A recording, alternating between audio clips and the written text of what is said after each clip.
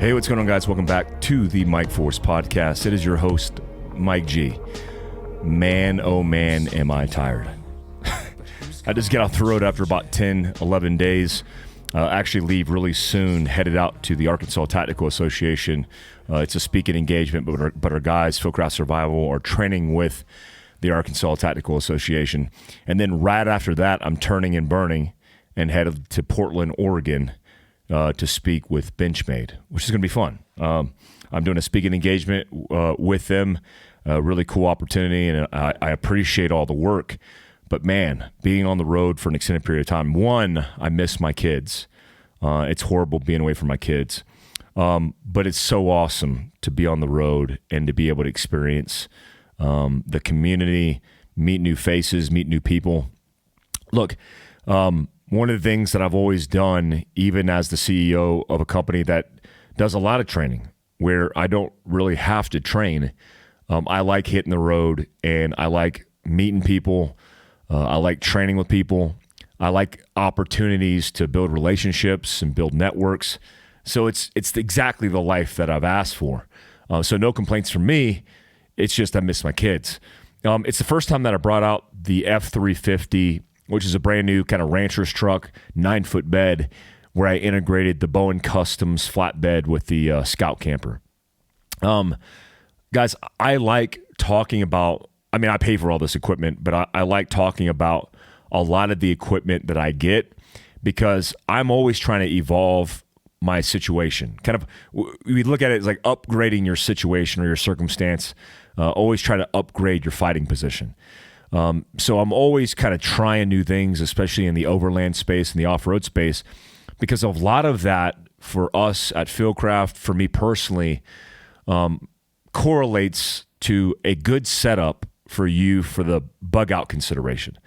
If you haven't been tracking the news, Hurricane Ian that hit as one of the strongest Cat 4s to ever hit mainland U.S., but one of the biggest natural disasters to ever hit Florida in the history of tracking natural disasters. It devastated that state. Fort Myers, 90+% of that town is completely wiped out. There's a lot of places and a lot of people still broken, fending for themselves. There's still a lot of people without power. They're still doing rescue operations, a whole bunch of stuff. And here we are almost a week after the fact, right? Natural disasters is a good way or a good start point to look at how things could unfold where you need to displace, be capable of moving away from this bad circumstance and creating distance, time, putting as many obstacles as you can between whatever that crisis site is, whether it's a hurricane strike, civil unrest, whatever that is, being able to self-sustain yourself for an extended period of time. When I got this camper, for me, it's like a dual benefit, right? You get the benefit of recreating, of going outdoors, spending time with your family, doing a whole bunch of epic adventuring. But if you do it right, that's going to be the perfect setup to strike the balance for the bug out vehicle. So that's why I put it together. I had a good meeting with the guys from Carly Suspension. Big shout out to Carly. They're in California in a small town, Lake Escondido. I'm hacking that. I apologize. Near San Bernardino, in that area, and super impressed by the quality and craftsmanship that Carly Suspension brings. And I'm getting one of their kits. It's called the EV. Which is electronic something. And I apologize, but there's the electronic version of that and the pin top version of that that's a custom setup for my truck. And I wanted the electric version or electronic version because I wanted to be able to manually interface with the suspension depending on what conditions or what terrain I was in, whether that's like rocky stuff, which we have plenty of that in my backyard, sandy stuff in most places that I go across the country, whether it's northern Arizona or southern Utah, but also hard surface because I got to commute in between those places. But as I build this thing out, I'm like, man, this is a super capable rig for bugging out. I live that life in the military and in civilian life, not knowing what I was doing by sleeping on the roof of a vehicle. Like if you're in your 20s and you don't have a bad back, you're not overweight, you don't mind not being super comfortable. Man, like Mike Hernandez can sleep anywhere. He could sleep anywhere. Give him a puss pad, give him a sleeping bag, and he'll rack out and sleep anywhere. I'm not the same way. I need like posturepedic stuff. My neck and back are always screwed up.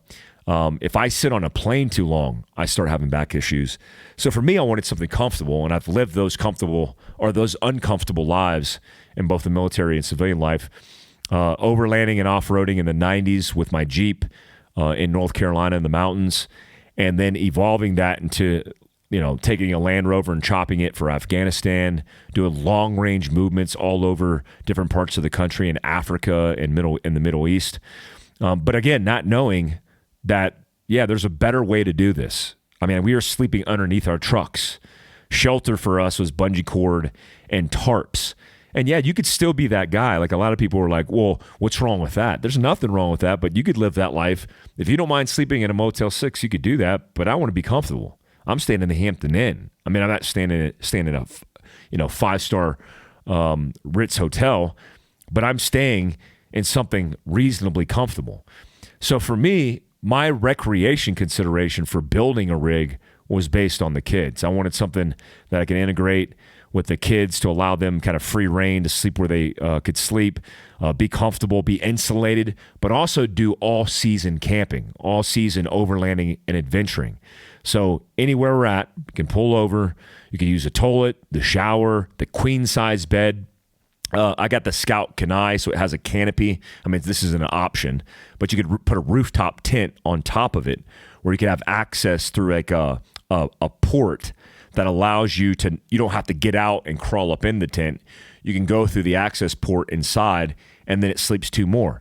So total it sleeps, I would say 5 comfortably. 2 up top, which is almost a queen. It's a full, but almost a queen. The one inside the camper is a queen, and then it has a seat bench rest setup that converts into like a little twin, basically a single setup. So am I going to have a lot of people in there? No, but it's going to be comfortable. It also has a diesel heater, which I was impressed by. I think I did a few thousand miles in that overland rig. Very impressed. There are a couple of things that I don't like. Some of the things that I like. The ability to pull over at any point and use the restroom at any point. A lot of people say, oh, well, that's not a big deal, but I like to shower. I like to be clean, but the ability to shower in the backcountry inside of the rig is pretty cool. I mean, when I go outside and adventure and hike and even train on a flat range, I want to be comfortable. Like I spent the night at the range at Route 66 on the last night, and was able to take a shower, which is great. Also like the ability. I also like the fact that it's light. I think it's 1,300 pounds.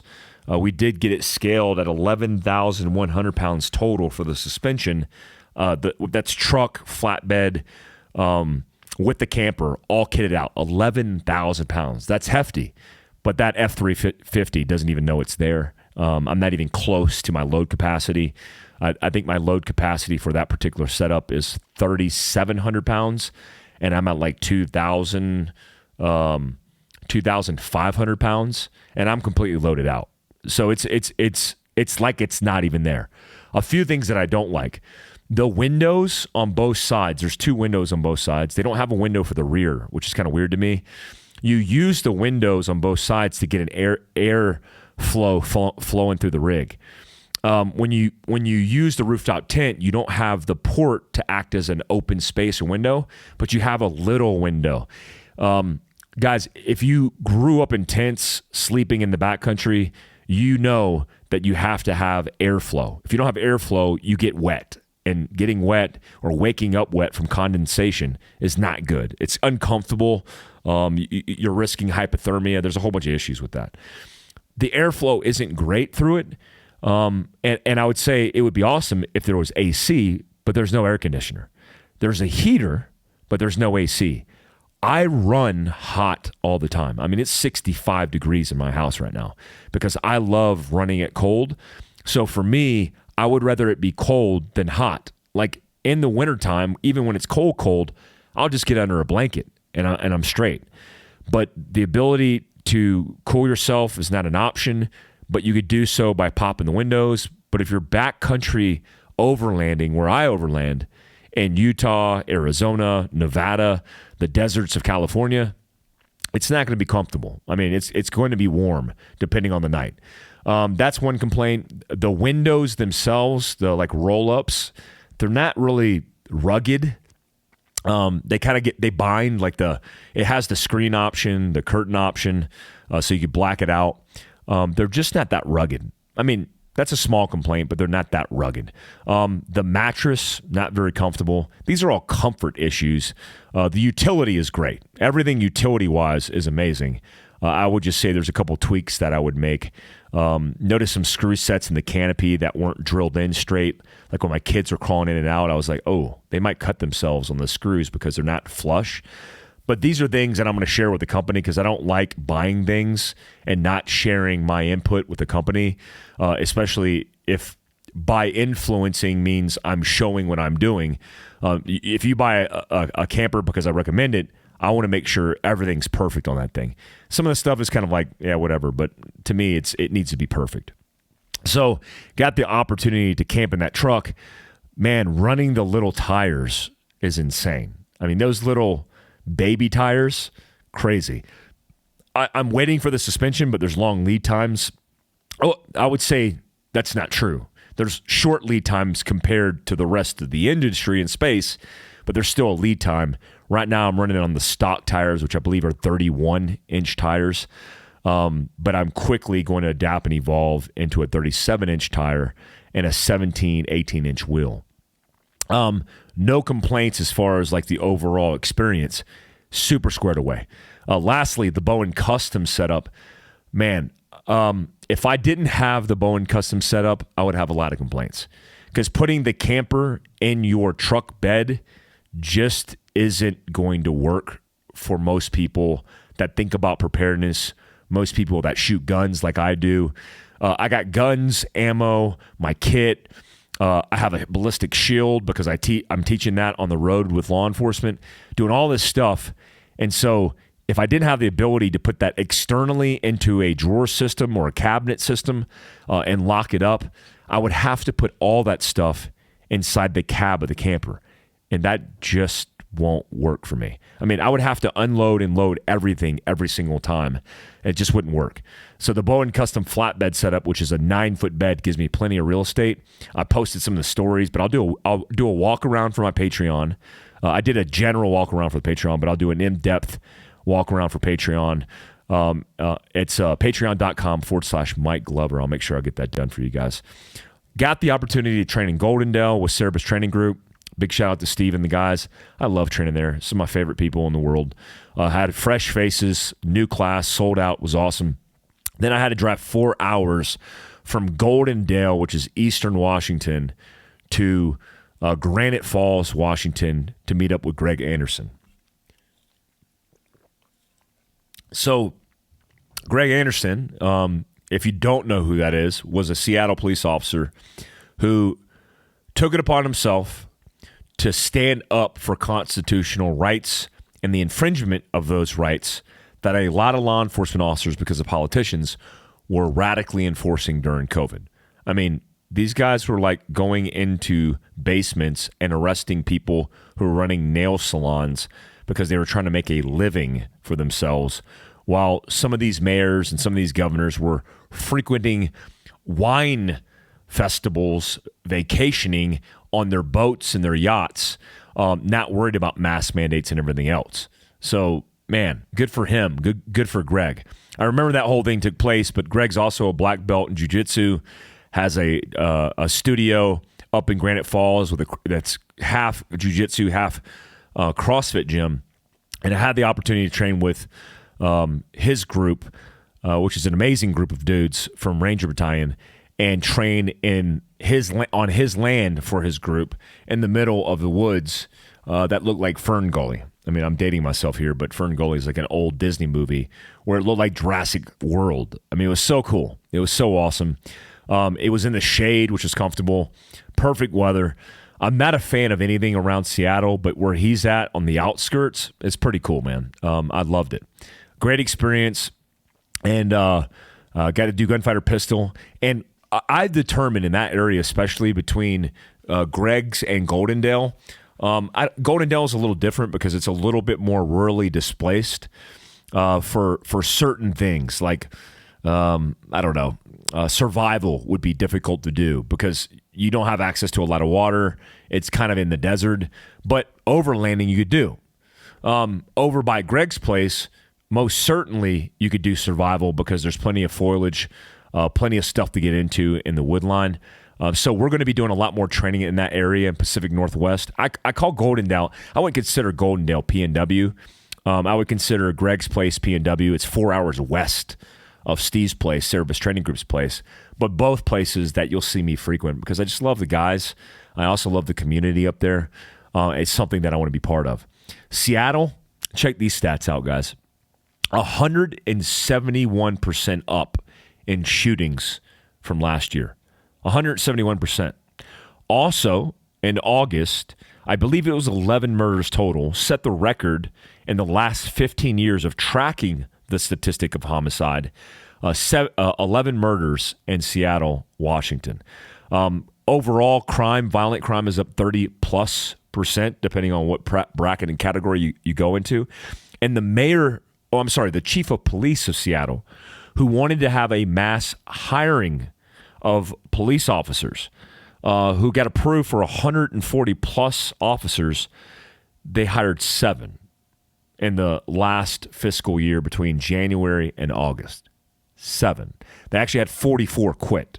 So they're undermanned, and they don't have a leg to stand on because of the woke politics that are destroying that part of the country. Guys, I see it all over the country because I travel to these parts. I see the good in the people that are there that are conservative, even libertarians, even liberals that became more moderate. Definitions and words have changed. Policy has changed. The enforcement of laws have changed. And the only people winning are the criminals, the violent actors. Homicide, homelessness, drug overdose, suicide, all of those things are going up extremely, extremely amplified. And everything that's good is going down.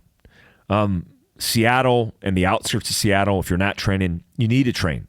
Link up with American Contingency groups. Create your own group outside of AmericanContingency.com. Do something, but band together. Get it. Become a member of Greg's gym.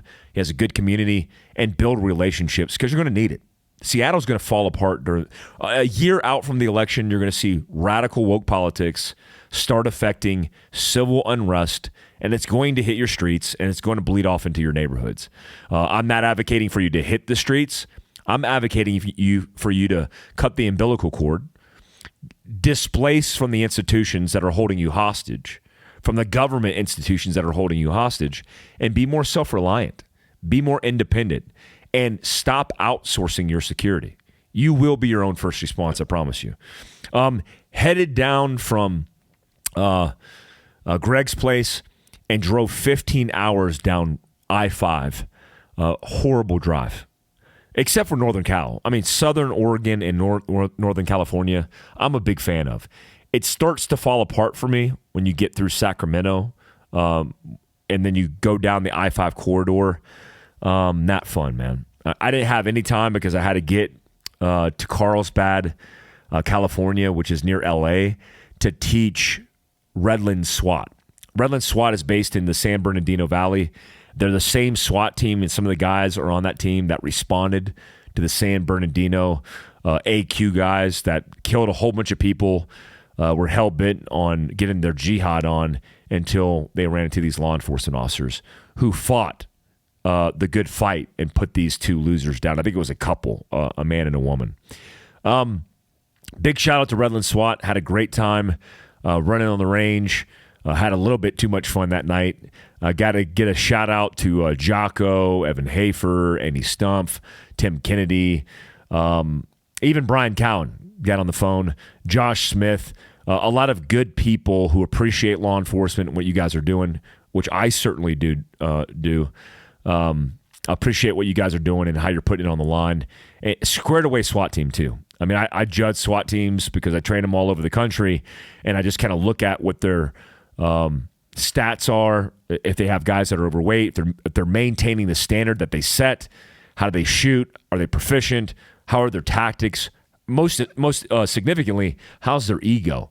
A bunch of humble operators that are doing amazing stuff, and I love you guys. I mean, I appreciate you guys. Drove from there, and then headed straight to Route 66 Sport Shooting Park to do a day of training, did a pistol day, spent the night after Gunfighter Pistol and at the range, and woke up to do the event that was held from 10 a.m. till 3 p.m.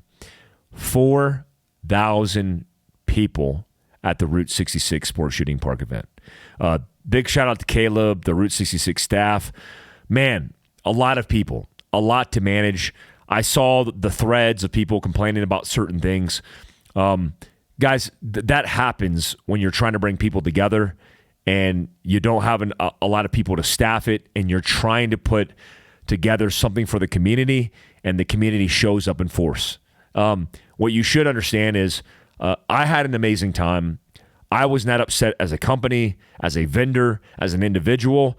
Yeah, could you have done some things better? Not waiting in line for long periods of time. Yeah, but let's have that conversation during the after action review, which I will give my recommendations to the crew, and fix it and make it a better experience. Don't be toxic and put out bad information that these guys suck, this was a bad experience, because it wasn't. I saw everybody out there, the families, the friends, people laughing, people joking, people building relationships. It was amazing. It always could be better. I mean, dude, look at SHOT Show. I call it shit show. I'll never go because it's changed for me what I thought the good in the tactical space was, and now it's just a shit show. That's not going to happen at Route 66. I had an amazing time. I want to say a big shout out to all the people who stood in line for over an hour to shake my hand and take pictures with me. It means a lot to me, guys. Getting some positive affirmation, no doubt, feels good. But most importantly, the community coming together like that is super badass. Got to meet a cool dude from a prior life in the military named Scott, who works for Stag Arms. Big shout out to Scott. It's cool seeing special operations guys who've done epic stuff, way more epic stuff than I could ever do, and see them working for companies like Stag Arms and there to build relationships, which is the whole point of this whole entire experience, guys. Hurricane Ian destroyed Florida. If you haven't seen it already, Hurricane Ian at the tip of right on the verge of becoming a Cat 5, one of the strongest hurricanes to ever hit mainland United States at an aggressive Cat 4, decimated the coast of the Gulf Coast of Florida and flooded, destroyed. 90% of Fort Myers gone right now. A lot of things are going on in Florida still at this moment, in this hour, of trying to rescue people, get the power on, and the infrastructure rebuilt. A lot of people are trying to politicize that. I mean, a lot of people are saying Governor DeSantis, when he was a young congressman, voted for something related to the funding for a hurricane that was in New Jersey and New York, and they were asking for a lot of money, and he was the ones who voted no. And then somehow, because he's asking the federal government for support, which, by the way, this organization called FEMA, the Federal Emergency Management, that is there and exists to support the people which live in states of our country during natural disasters. I mean, that's the whole point. He doesn't need to ask for anything because he's obligated as a governor and a state to get that funding to support his state. For the first time, I've heard President Biden be presidential when he said, when asked by a reporter about the conversations he had with DeSantis, Governor DeSantis. And man, like, he said, look, stop trying to politicize this. This is about Americans coming together to take care of Americans. And that's the right answer. It's the first time I heard him kind of sound presidential. I mean, not kind of. He sounded presidential, which he should sound like all the time. But I was pretty impressed by that. Let's not politicize a natural disaster that's killed likely 100 plus or more people, because there are a lot of people missing. And one of the biggest natural disasters, likely the largest natural disaster to hit Florida in its history, in damage and deaths and all of the rebuilding that's going to be necessary. Natural disasters are something that Fieldcraft Survival pays. It's something that we pay attention to. Let me give you a couple pro tips on some things that you need to keep in mind when thinking about preparing for a natural disaster. One, you need to have the appropriate equipment and sustainable food and water and hygiene and pharmaceutical storage for you to sustain the long haul. Understand that if you're hit by a hurricane in Louisiana, Alabama, Florida, and then up the coast, Atlanta, South Carolina, and Georgia, you are likely going to not have power for days and maybe weeks. So what do you have in auxiliary for power? A lot of people will default to a gas generator. And yes, have a gas generator, a small gas generator on hand, but that shouldn't be the end-all be-all solution. I recommend going with a Generac, like a 17 kilowatt generator that's going to provide power to your house, that whether it's the storm that's temporary loss of power or the hurricane that's an extended period of time, who knows, maybe even indefinite loss of power, have something more robust than a gas generator, right? Have a propane generator made by Generac, 17 kilowatts. I used to have that in my house. It powered my house for a week after I lost power in the wintertime during a snowstorm, and the whole entire neighborhood was without power for a week. So have something robust, because that's kind of the start point of your preparedness. If your home survives, you're going to need power, or all the food, depending on the season, right? Likely going to be warm. All the food's going to spoil. You're not going to be able to climate control your house, so you're going to be dealing with heat and potential cold issues. You're not going to be able to get fresh water if you don't have the ability to boil water because you don't have any power. Well, you better have propane or be able to know how to start a fire to be able to boil water. A whole bunch of issues related to power. Start with power. Start with the fuel source. Food, the answer is have as much as possible on hand and rotate through it. Water, same. Not only having water on hand, but storage capability to store that water, whether it's filling your bathtubs, filling containers, and then have the ability to sanitize and purify the water as well. I love the Grail purifier that you push the purification filtering system through the water as you close it, but that's one bottle of water. You likely need a lot of water, likely a minimum of a gallon a day per person, for hygiene, for cooking, and for staying hydrated. Also, security is a concern. One of my favorite videos so far that came out of this was a video that was, I think Dave Harris on Instagram released it, where they were driving by in a neighborhood and there was a plywood sign that was spray painted. It said, "Loot here, die here." You're damn right, man. Looters, people exploiting people's weakness in the worst case scenario and the worst day of their life. How evil is that? You certainly are on my property looting my home. Man, there's going to be a problem. Same goes with anybody in my community. So the fact that that was out there, the fact that you haven't seen widespread looting in Florida is a testament to the community. It's a testament to the values and to the people that live there, whether they're protecting it or not protecting it. Big shout out to AmericanContingency.com. I can't advertise this on social because it's deleted and blocked. In fact, I got suppressed for just talking about it in the post. Big shout out to American Contingency for members who stood up, 500 plus members in Florida and the groups to follow that stood up the operations center to be able to provide support to Floridians who are in harm's way. The last bit of advice is related to that. It's community. Guys, you're not going to be able to do this alone. This lone wolf mentality of like, I'm an introvert. I don't like people. I'm going to handle my own. I get that because I don't like people. I mean, I like you guys because I don't have to deal with you every single day. But I'm not a people person. I don't intentionally go out and try to socialize, try to build these relationships because I'm already overwhelmed by people as it is because I have to run a company. I have to integrate and build relationships with networking and businesses and all this stuff. I like my friend circle. I like my family circle, and I like to keep that tight, neat, and tidy. To quote Rhiannon and Alex, co-drivers for Ken Block and Travis Pastrana, neat and tidy. But you have to be able to leverage assets in your own backyard in order to support each other in the worst case scenario. And that's what Floridians are doing without having to kind of do that before, but you should do it before. So whether it's AmericanContingency.com and you go on and build a group in your own backyard, which I think is amazing that you could build your own group, or you do it yourself via your church, your family, your friends network, whatever that is, on social, build that network because when shit hits the fan, you're going to want to be able to depend on each other. And that's super significant.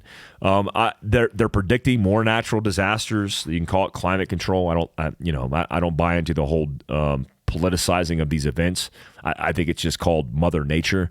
I also have read the statistics on how much America affects the overall global warming pandemic or epidemic that's facing the world, and we are a very small role player and the overall scheme of things going on when it comes to climate control. Not to say we don't have to be responsible, but this politicizing of it doesn't do anybody any good. They're saying it's going to get worse. They're saying that it's going to be a cold blister of a winter because of the way that. And I'm just making this stuff up. I'm not a weatherman. I'm not a meteorologist. See, I don't even know how to say it. That's how incompetent I am when it comes to weather. But they're saying that the polar atmosphere and the way that it's shifted and changed is likely to dump a lot of Arctic air, which is cold air, and precipitation over the continental United States, which might make for a crazy winter. What happens in the wintertime in places that aren't used to winter? Well, in Atlanta, Georgia, when they got 2 inches of ice, the entire infrastructure shut down for a week. People were stuck in their cars for 3 days. The power was out because every power line broke. And that's everywhere in the South, by the way. And that could be something that you need to get prepped for in advance. That's super significant. Talking about Route 66, let me just go back to this. I plan on coming to Route 66 more often. Those people in California are my people. One, I was born in California, Fort Ord, California. Two, I started Fieldcraft Survival in a small town of Ione, California. I love California. I love the people of California. Yes, does California need effective change? Certainly they do. I mean, I could tell you a million things wrong with the state of California, but some things that are right. The sheriffs that stand up for the constitutional rights of the people, who don't enforce federal and local laws that are infringing on those constitutional rights. I love you guys. I love you, sheriffs. Also, the people. There are a lot of conservatives, there are a lot of moderates, there are a lot of libertarians like me who don't want government interference or big government interfering with my life. Let me live my best life. Route 66 is a place where I can get an access to a lot of people in the state of California, and it's amazing to see all those guys and gals come out to train with me. Every time I go there, we sell out. It's awesome. I look forward to getting out there next year and providing more training. November 25th, we are doing a Warrior's Heart Foundation fundraise for charity. That will take all proceeds of profit, give it to Warrior's Heart in Texas at one of their facilities. Their facility helps guys that are dealing with, guys and gals dealing with post-traumatic stress through a comprehensive program of therapy with psychologists, with trained professionals, also helping them with addiction as well. Come out there November 25th. Sign up for it. It's on fieldcraftsurvival.com. Also, November 26th, I'm teaching gunfighter pistol on that Saturday from 9 to 2. I wanted to talk a little bit about the idea of men's role and father's role in this country. I had the opportunity to speak at Route 66, and I was talking about living your prepped life. One of the things that people expect to hear from me when living your prepped life is going down the tactical road of all these things, this cool guy stuff. I don't care about that, especially when I'm trying to, and in only a short period of time, influence you or give you bits of advice that are going to benefit you and bettering and preparing your family and yourself for the worst case scenario. The best way that you could do that is by building resilience starting at the family unit. And that starts with being present. Everybody knows this documentary that came out on Netflix called The Social Dilemma that told all the tricks of the trade with Facebook. If you listen to Mark Zuckerberg's podcast with Joe Rogan, great podcast, actually changed my perspective and changed my opinion on Mark Zuckerberg and Facebook. But they're dealing with a social media platform that's objective is to provide social connection through a virtual connection, which is evolving into the metaverse. You know, they're running all of these different experiments, for lack of better terminology, and research and development, and evolving what the metaverse is going to be. For you guys and gals who don't give a shit about the metaverse, let me tell you what the metaverse is. The metaverse is a virtual reality where, whether it's goggles, whether it's to a iPad or an iPhone or some piece of technical device, you could integrate into a virtual reality with an avatar. You could do training. You can go to work in your workspace. And Mark Zuckerberg's, and this is paraphrasing here, his objective in this was to see if they could develop technology that makes you feel like you're with people in real life. That human connection, which, to his credit, he doesn't disregard. He's not advocating that we should replace that, but he's saying that's important. But man, wouldn't it be nice if you can go to work and you didn't have to physically make the commute? I actually think there's something there, right? A lot of people waste a lot of time going to work, commuting, spending a lot of time away from their families, and just trying to have a business meet. I mean, sitting down in front of somebody. But if you're on Skype or Zoom, you miss something because there's not that physical experience. You don't get to do sidebar conversations, build rapport, all that good stuff. You get put in a situation where it is two-dimensional, but it feels very abstract. It feels very it feels very fake when compared to reality, where you feel intimately like you're building a relationship with somebody. That's the metaverse. How that evolves from social media, who knows? That's above my pay grade. But what I'll tell you is, social media is one of the reasons that we're in this major dilemma. But it has little to do with social media and more to do with people's lack of discipline and resilience in their own life. I mean, people who are addicted to drugs because they don't have the discipline to stop because they get addicted. I mean, does that mean we should accelerate ways to feed them the drugs, whether it's opiates, whether it's illegal substances on the streets? No, we should continue to fight crime and stop illegal drug trafficking and drug sales, and get these people help. I mean, the homelessness population in America is through the roof, and that's not because they're homeless. I mean, that's the symptom of the problem. The problem is they're likely addicted to a substance, and they don't know how to get out of that. Well, that's what people are. People are weak in their resilience. And a lot of the times it's their fault, but it's not their fault. I mean, when you're hooked on opiates because a big pharma is feeding you the opiates and they pretend like it's not addictive, and then they take you off of that because now they create a mandate or a law where you can't get as much, and then you're cold turkey and you hit the streets to get that drug and it's methamphetamines, you could see how this cascades itself. So what I want to see is people understanding that they have a choice in their everyday life to get away from social media. Like when I'm with my kids, yeah, sure, I do stuff with work, like texting people and handling business, because a lot of the days, especially the weekdays, I mean, let's be honest, I don't ever stop. I mean, I'm working all the time. But I'm not going down the rabbit hole of social media, waking up 2 hours later going, where was I just at? Because it's not a good use of my time. What I love to do is go find the influencers like Andy Frisella, like Evan Hafer, like my buddies, that I tune into to get their good love, good knowledge, good information, and then bounce and roll out, right? That's what I want to do. It's like going to the library and browsing the library. I don't want to sit there and hang out. I want to go get the book I came for and then get out. Occasionally, if I have the time, I'll come and malinger and go through the books, but often I don't have the time. So when you look at people, it begins with you if you want to have a strong family unit. It starts with you. So if that's something you're interested in, understand preparedness, resilience, all these things that I talk about. It's easy to go and pay for a training course and go shoot the course, take pictures and do all this stuff. But it's more difficult to go through the process of making or taking the steps necessary to build a more resilient family unit. A lot of people that I've noticed, especially young men that I meet every single day that I'm out in the world training, they're missing purpose. They don't have a lot of work. They're missing a father figure. I won't degrade that because that's the reality. What I will say is if you want a family unit, build it yourself, guys. It just doesn't have to be a family unit between you and a significant other.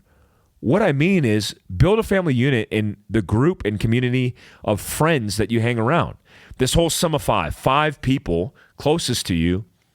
I can't help but think about some of the toxic people that go after me in Fieldcraft and the people they hang around. I know some of these guys, they've always been professional. They're dudes that I really looked up to. Now they're hanging out with guys that are train wrecks. And now I'm going, man, is he that guy? I don't think he is, but guess what happens when you hang around people that have negative effects on you or that are toxic? You become that. And so I refuse to hang out with anybody who's negative or toxic. Yeah, sure, me and my friend group, Evan Hafer, Andy Stumpf, Jack Haars of the world, these guys who are my best friends, Mason and Mike Hernandez, these are my best friends. We talk about things and we're confronting each other and we have toxic moments, but we never sit there and just talk shit. We never sit there and allow each other to get away with being toxic. We won't allow each other because we're holding each other accountable. So it starts with those 5 closest people to you because that's the sum of you. If you have 3 people in your friend network that are toxic, yeah, sure, you're likely going to be the same, right? So look in yourself to build a community of friends. I met a few guys at the Route 66 venue for this event that we had, and they came in troves together, like a couple dudes that were together, and like, yeah, this is our friend group. We come out, we do this training, and I'm like, man, that's awesome, guys. Keep doing that and start building your family because that's your family. That's your asset. When shit hits the fan, that's who you're going to have to lean on. When it comes to men's role, you won't hear me. Like the Italian prime minister that came out and started talking about what people, and I'll call it woke culture because that's what it is. It's leftist, extremist, and their woke culture. What they want is to convert you and make everything that you identify that's important in your life radical and wrong. Because if you say you're a Christian, if you say you're a man, if you say you're a man, you're a toxic masculine man. If you say you're a Christian, then you're a bigot. You might even be a fascist for that, right? If you say you're a proud American, then you're potentially by the FBI called an extremist, right? A domestic terrorist threat to the national security of the country. But certainly from the woke, you're going to be considered a fascist because you can't be a nationalist believing in everything that is great about the country that is America and also be a liberal. That's impossible. So there's this attack on culture altogether that's destroying the fabric of our culture and our society. I will tell you straight up, I won't fold because I am a Christian man who believes in God, who believes in family. I'm not afraid. Look, if you want to be gay, if you want to be, if you don't want to believe in God, right? If you want to be atheist, you want to be a Satan worshiper, that is your freedom. in this country. That's what makes it great. Go be gay in Iran and see how that works out for you. Go be gay in Afghanistan with the Taliban in control and see how that works out for you. But here you could be whatever you want to be. Except I don't want you to instill your values into my family's life because I don't care what you do. I care about what I do, what my family does, and I'm living a legal and law and order, that left and right limit. I'm living a virtuous life. So you do you. Be happy to do you. Just don't impose your values on me or my family. And if you just do that and you live your parallel or a vertical life, you'll live your best life.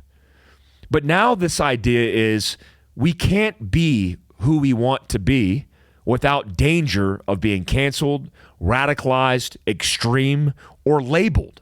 Mostly labeled. I mean, according to the FBI, American Contingency is a militant, violent extremist group.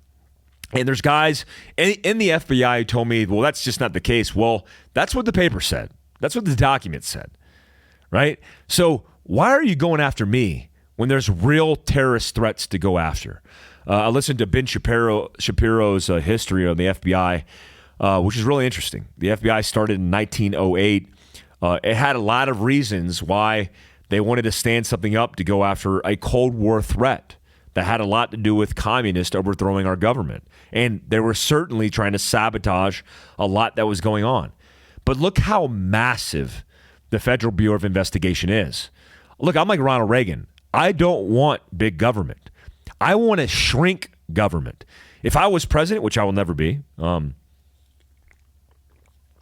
just that in the cards and just something I'm never interested in.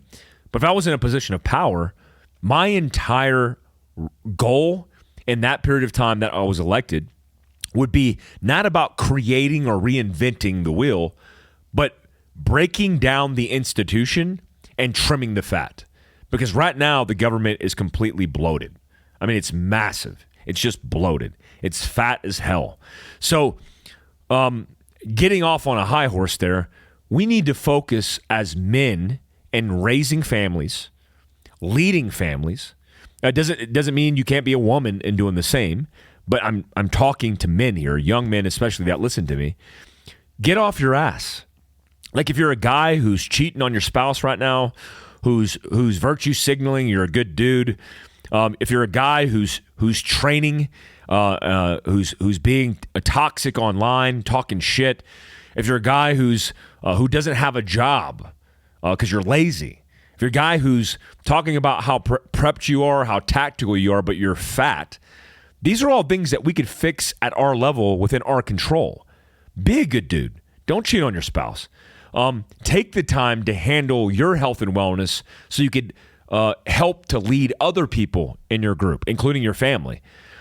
Be a good dude. Be a good human. Be involved. Something that's profound for me, for my purpose, is being a father. Being a father has given me definitive purpose that has made me a better human being. Have I always been a good human being? No. I've made a lot of mistakes. I've hurt a lot of people. But I also know that I try every single day to be better. Now that I have a daughter and a son, mostly and significantly for a man especially, a daughter, now my whole perspective on women has changed. Like, man, I used to be all about like this idea of like, hey, I'm just going to be single for the rest of my life. I'm just going to do me. You have a daughter, all of that changes. You want structure, you want stability, you want love. Man, looking in my baby girl's eyes and knowing that she's going to grow up in this world, I want every single condition to be set to set her up for success, and that's in my control. So when I get up to work, when I get up to travel, when I get up to speak, when I get up just to move, everything's a little bit different because I'm doing it for her. I'm doing it for my boy. So being a father is an awesome thing. This concept of telling family unit, BLM, this is one of BLM's Marxist views, the breakdown of the family unit. They want to destroy the family unit because it's bad for business. Guys, it's good for business because it brings us purpose. Like, I want to be a spouse. I want to be a leader in my household. I want to be a strong man. I want to be a protector and defender. So that's what I'm going to be. So you could be that too. And don't be afraid to be virtuous in that way. State what you are and then be that. A lot of people state what they are, especially on social media, with the ability to kind of state to be whatever you want to be.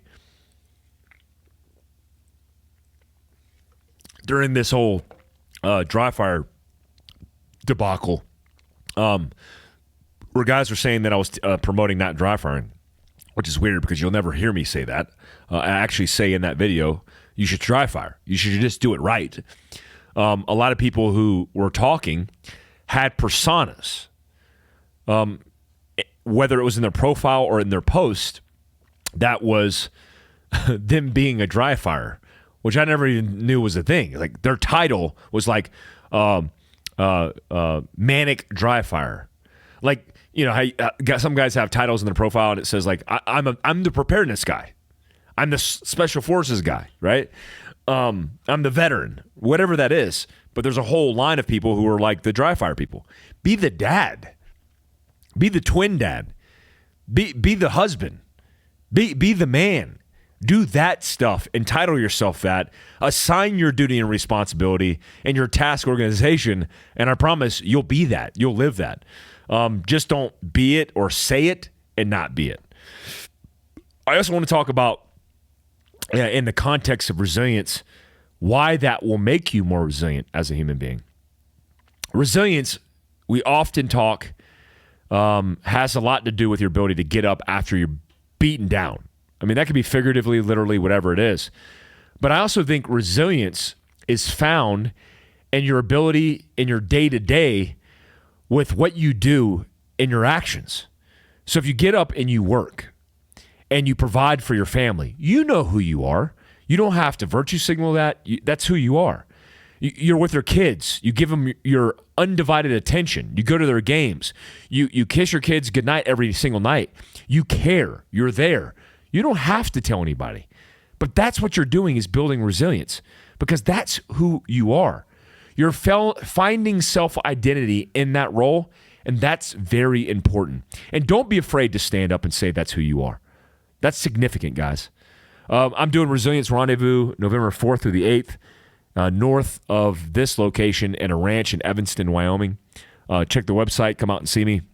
Last but not least, I want to show you a few books that, I like to talk about books because I pick up books on the road no matter where I'm at.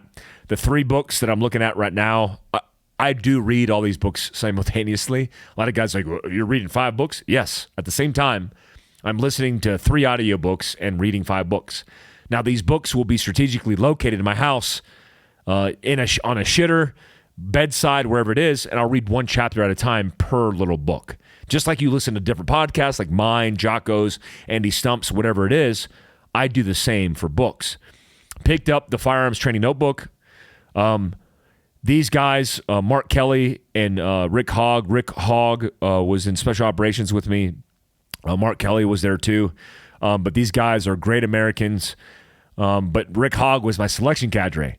These dudes put together a journal, which is amazing, that allows you to do dry fire and live fire drills and then track the progress of that. What I like about progressive training and developing your dry fire and live fire drills is you know where you started, and then you could track where you evolved or began in a deliberate approach.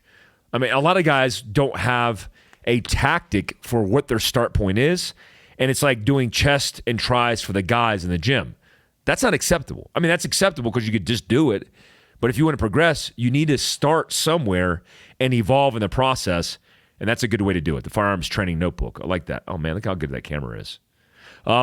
Second book that I just picked up is called Civil, Life After the Foreign Legion. Now, this book was written by a ex-French Foreign Legion guy, and I'll read you the back of this. It's a pretty good narrative. You could feel the stress of the environment like a tightly coiled spring ready to explode. Those years of deployment to Iraq and Afghanistan seem a world away now, but life was lived in a different lane then, where death and destruction stalked your every hour. Joel brings this time into sharp focus. He cuts through the embellished, the fabricated, and self-aggrandizement of so many accounts and captures the complex reality that existed. This is Joel's honest depiction of the chaotic blend of the high-octane danger, exposed tensions, and constant improvisation that characterized the immediate period of reconstruction and war-torn Iraq. Immediately paint the picture. From a French Foreign Legion guy, the book Civil. And last but not least, Our War.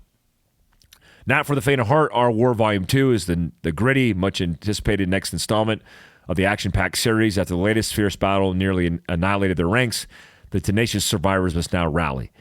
This is pretty cool because this guy, Richard Maverick, that wrote it, that wrote the first version of that, Richard Maverick is a great writer who includes a lot of the realistic components that I appreciate in Jack Carr's Terminalist books, but you guys can get it here. This is Our War Volume 2. Also, if you didn't know, I just finished my book, Prepared. It just wrapped up, got it to my editor, and the preface, is it preface or preface? I'll just say preface, was written by Jack Carr, and it's so funny because the book's good. Look, I think me and the writer did a good job, most significantly the writer. But it was a long time coming. That's a 2-year project. But reading Jack Carr's preface of the description he had, talking about preparedness and talking about me and Fieldcraft, and thank you so much for that, Jack. It's an honor. But man, he could write his ass off. Like reading that, it sets you up for the book. I'm so excited about that. Just sent all my thank yous from the book and also my author's note to wrap it up. That'll be available in May. So it's a while out, but, hey, it's coming. What can I tell you?